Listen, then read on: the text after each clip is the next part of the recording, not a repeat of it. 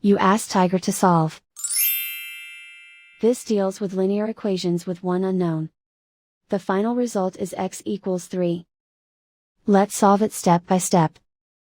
Simplify the expression. Expand the parentheses. Multiply the coefficients. Simplify the arithmetic.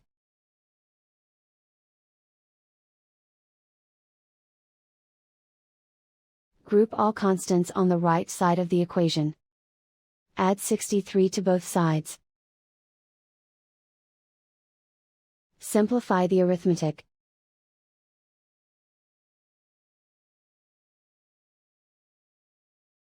Isolate the x.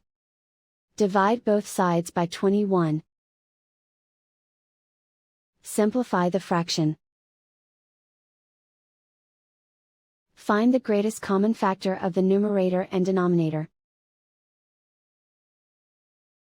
Factor out and cancel the greatest common factor. And so the final result is x equals 3.